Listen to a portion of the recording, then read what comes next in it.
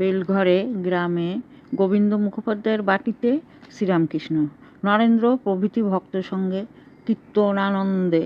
প্রথম পরিচ্ছেদ। শ্রীরামকৃষ্ণ বেলঘরে শ্রীযুক্ত গোবিন্দ মুখুজ্জের বাটিতে শুভাগমন করিয়াছেন। আজ রবিবার 7ই ফাল্গুন 18ই ফেব্রুয়ারি 1883 খ্রিস্টাব্দ, মাঘ শুক্লা দ্বাদশী। পুষ্পা নক্ষত্র। নরেন্দ্র, রাম প্রভৃতি ভক্তরা আসিয়াছেন, প্রতিবেশীগণ আসিয়াছেন। 7টা-8টার সময় প্রথমে ঠাকুর নরেন্দ্রাদিগর সঙ্গে সংকীর্তনে নৃত্য করিয়াছিলেন। বেলঘরে বাসীকে উপদেশ, কেন প্রণাম, কেন ভক্তিযোগ। কীর্তনান্তে সকলেই উপবেশন করিলেন। অনেকেই ঠাকুরকে প্রণাম করিতেছেন। ঠাকুর মাঝে মাঝে বলিতেছেন, ঈশ্বরকে প্রণাম করো। আবার বলিতেছেন, তিনি সব হয়ে রয়েছেন, তবে এক এক জায়গায় বেশি প্রকাশ, যেমন সাধুতে। যদি বলো দুষ্ট লোক তো আছে, বাঘ সিংহও আছে, তা বাঘনারায়ণকে আলিঙ্গন করার দরকার নাই, দূর থেকে প্রণাম করে চলে যেতে হয়। আবার দেখো জল, কোন জল খাওয়া যায়, কোন জলে পূজা করা যায়, কোন জলে নাওয়া যায়, আবার কোন জল কেবল আচার শোচন করা হয়। প্রতিবেশী, আজ্ঞা। বেদান্ত মত কিরূপ? শ্রীরামকৃষ্ণ, বেদান্তবাদীরা বলে সোহম ব্রহ্ম সত্য, জগৎ মিথ্যা, আমিও মিথ্যা, কেবল সেই পরম ব্রহ্মই আছেন। কিন্তু আমি তো যাই না, তাই আমি তার দাস, আমি তার সন্তান, আমি তার ভক্ত, এ অভিমান খুব ভালো। কলিযুগে ভক্তিযোগী ভালো, ভক্তি দ্বারাও তাকে পাওয়া যায়। দেহ বুদ্ধি থাকলে বিষয় বুদ্ধি, রূপ, রস, গন্ধ, স্পর্শ, শব্দ, এই সকল বিষয়। বিষয় বুদ্ধি যাওয়া বড় কঠিন। বিষয় বুদ্ধি থাকতে সোহম হয় না। ত্যাগীদের বিষয় বুদ্ধি কম। সংসারীরা সর্বদাই বিষয় চিন্তা নিয়ে থাকে, তাই সংসারীর পক্ষে দাসে সহম।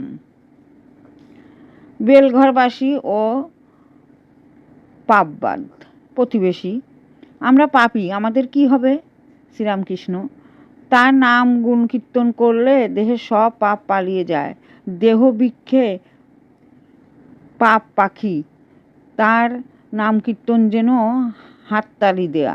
হাততালি দিলে যেমন বৃক্ষের উপরের পাখি সব পালায়, তেমনি সব পাপ তার নাম গুণ কীর্তনে চলে যায়। আবার দেখো, মেঠো পুকুরের জল সূর্যের তাপে আপনা আপনি শুকিয়ে যায়, তেমনি তার নাম গুণ কীর্তনে পাপ পুষ্করণীর জল আপনা আপনি শুকিয়ে যায়। রোজ অভ্যাস করতে হয়। সার্কাসে দেখে এলাম ঘোড়া দৌড়াচ্ছে, তার উপরে বিবি এক পায়ে দাঁড়িয়ে রয়েছে, কত অভ্যাসে ওইটি হয়েছে, আর তাকে দেখবার জন্য অন্তত একবার করে কাঁদো। এই দুটি উপায়, অভ্যাস আর অনুরাগ, অর্থাৎ তাকে দেখবার জন্য ব্যাকুলতা। বেলঘরে বাসীর ষট চক্রের গান ও শ্রীরামকৃষ্ণের সমাধি। বৈঠকখানা বাড়ির দোতলার ঘরে বারান্দায় ঠাকুর ভক্তর সঙ্গে প্রসাদ পাইতেছেন। বেলা 1টা হইয়াছে। সেবা সমাপ্ত হইতে না হইতেই নিচের প্রাঙ্গণে একটি ভক্ত গান ধরিলেন, জাগো জাগো জননী মূলাধারে নিদ্রাগত, কতদিন গত হলো কুলকুণ্ডলিনী। ঠাকুর গান শুনিয়া সমাধিস্থ, শরীর সমস্ত স্থির। হাতটি প্রসাদ পাত্রের উপর যেরূপ ছিল চিত্রাপিতের ন্যায় রহিল। খাওয়া আর হইল না। অনেকক্ষণ পরে ভাবের কিঞ্চিত উপশম হইল। বলিতেছেন, আমি নিচে যাব, আমি নিচে যাব। একজন ভক্ত তাহাকে অতি সন্তর্পণে নিচে লইয়া যাইতেছিলেন।